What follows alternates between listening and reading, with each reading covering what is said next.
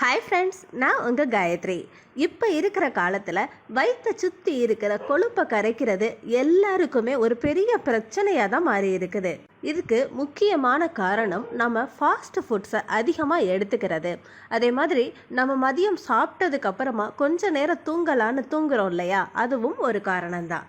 இதனால் இடுப்பில், தொடையில், கைகளில் பார்க்குறதுக்கு அசிங்கமாக இருக்கிற மாதிரி கொழுப்புகள் சேர்ந்து போயிடுது. நீங்கள் இந்த பொடியை தினமும் காலை இரவுன்னு ஒரு நாளைக்கு 2 தடவை ஒரு சிட்டிகை மட்டும் எடுத்துக்கிட்டாலே போதும்.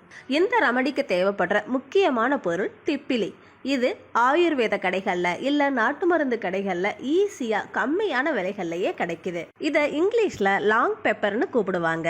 நம்ம உடம்புல சேர்ந்திருக்க கொழுப்புகளை கரைக்கிறதுக்கு இந்த திப்பிலியை எப்படி பயன்படுத்தலான்னு இப்போ பார்க்கலாம். நீங்கள் ஒரு 15 கிராம்ல இருந்து 20 கிராம் வரைய திப்பிலியை எடுத்துக்கிட்டு ஸ்டவ்ல சிம்ல வச்சு சூடுபடுத்தணும்.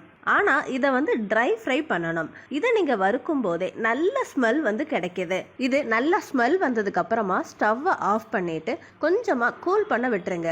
கூல் ஆனதுக்கு அப்புறமா மிக்ஸி ஜாரில் போட்டு இதை நைஸ் பவுடராக எடுத்துக்கிடணும். இந்த பவுடரை ஒரு சல்லடையை வச்சு சலிச்சு இந்த மாதிரி நைஸாக எடுத்துக்கோங்க. இந்த பவுடரை நீங்கள் கிளாஸ் பாட்டிலில் போட்டு ஸ்டோர் பண்ணி வச்சுக்கிடலாம். அப்போனா இது 3 மாதம் வரைய கெடாமல் சுத்தமாக இருக்குது.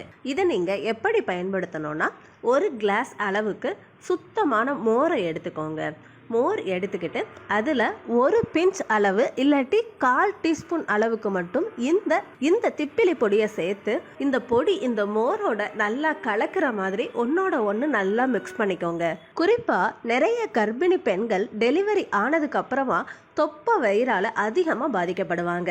வயிற்றை சுற்றி கொழுப்பு அதிகமாக இருக்குதுன்னு அப்படி இருக்கிறவங்க கொஞ்சமாக ஒரு சிட்டிகை இல்லாட்டி 1/4 டீஸ்பூன் அளவுக்கு இந்த பொடியை எடுத்து இந்த மோரில் கலந்து தினமும் காலை இரவுன்னு ஒரு நாளைக்கு 2 தடவை குடிங்க. எவ்வளவு பெரிய குறைக்க முடியாத தொப்பையாக இருந்தாலும் சரி, நல்லா ஃபிட்டாக மாறிடுவீங்க. உங்கள் வயிற்றுல இருக்கிற ஃபேட்டு கூட குறையுது. இந்த திப்பிலி பொடியை இந்த மாதிரி சாப்பிட்றதால வயிற்றுல அஜீரணம், அசிடிட்டி, கேஸ் பிரச்சனை இருக்கிறவங்களுக்கு கூட ரொம்ப நல்ல எஃபெக்ட் கொடுக்குது. அதே மாதிரி ஆஸ்துமா பிரச்சனை இருக்கிறவங்க இந்த திப்பிலி பொடியோட எந்த அளவுக்கு எடுக்கிறீங்களோ அதே அளவுக்கு தேனை கலந்து பேஸ்ட் மாதிரி பண்ணி தினமும் சாப்பிடுங்க. உங்கள் ஆஸ்துமா பிரச்சனை உடனே சரியாகுது. பால் கொடுக்கிற தாய்மார்கள் கூட இந்த ட்ரிங்கை தாராளமாக எடுத்துக்கிடலாம். இது நம்ம இதயம் மற்றும் சிறுநீரகத்துக்கு கூட ரொம்ப நல்லது. உங்களுக்கு இந்த வீடியோ பிடிச்சிருந்தா லைக் பண்ணுங்க, ஷேர் பண்ணுங்க. மறக்காம நம்ம தமிழ் ஹெல்த் அண்ட் பியூட்டி சேனலை சப்ஸ்கிரைப் பண்ணுங்க. அப்படியே பக்கத்தில் இருக்க பெல் ஐக்கனையும் கிளிக் பண்ணுங்க. அடுத்த பயனுள்ள வீடியோவோட நான் உங்களை சந்திக்கிறேன் friends. until then, bye bye friends. Thank you.